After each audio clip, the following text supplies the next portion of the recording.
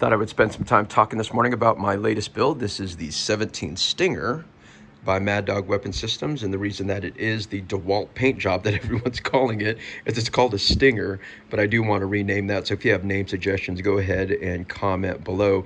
But this is my fourth caliber from Mad Dog Weapon Systems. I started with a 277 Wolverine maybe 5-6 years ago.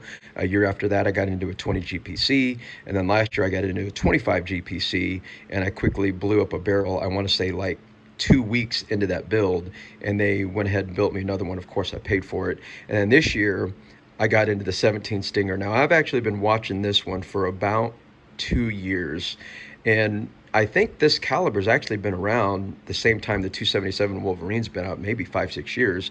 But conversation started about 2 years ago about getting a 17 caliber bullet out of this shooting system into 5,000 FPS range. So that definitely wet my whistle. And so the bullet that I chose to use is the 18 grain dead blow hammer. And I absolutely would not suggest using a typical CC bullet, a core with a jacketed bullet at those velocities, because they have been known to come apart in the upper 4,800 FPS range.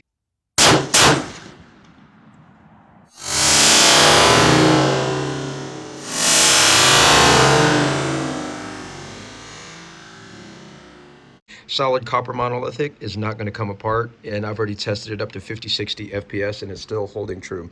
All right, y'all came here for the build parts, and then we'll talk about designing, getting the dies set, and then actually forming some cases. But today we're just going to talk about the parts and components. The upper receiver and the handguard, this came out as a steel color that needed to be painted. I knew that, and I'll show you a picture of that. But both of these came from AR-15 handguard. This is the longest, AR-15 handguard is the longest handguard on the market that I have seen to date, and Bruce suggested them to me. I think it says that it's 20 inches online, but it actually measures like 19.75 inches. But it really makes this system not look ridiculous because of the 27-inch length barrel. The gas block is a Kaw Valley, and its monstrosity. It's a 0.936 diameter because of the size of the barrel. The polymer lower right here is the receiver part. This is an Atlas bipod that I've had for quite a while. The lower is a 17 design. Let me go ahead and pull this off of here. This is made in Oklahoma, and the only reason I bought this is it's a 17 caliber rifle, and it said 17 design on there. So I will eventually take a color marker and kind of draw that out so you can see that more definitively. The stock is the Strike Industries modular stock, and this is what the Bumblebee looks like on the end here.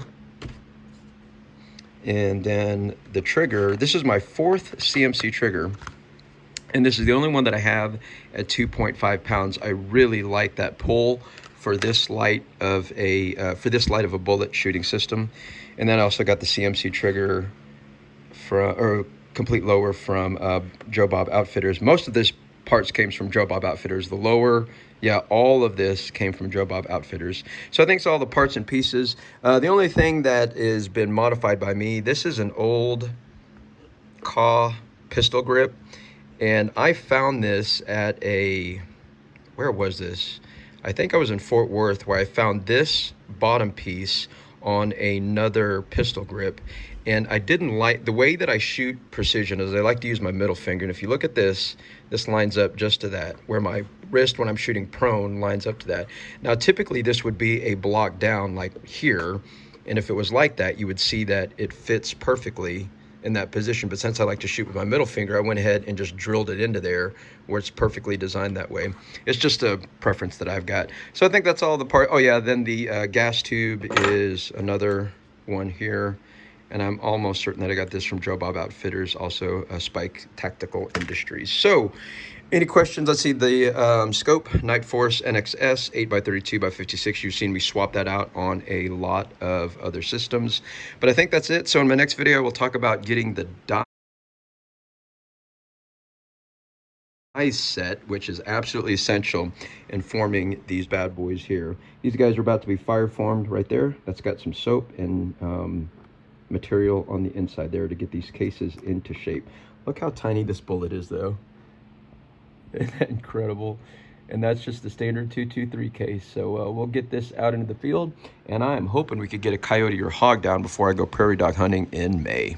If you have any questions, and if you have a name suggestion for this bad boy, go ahead and comment below.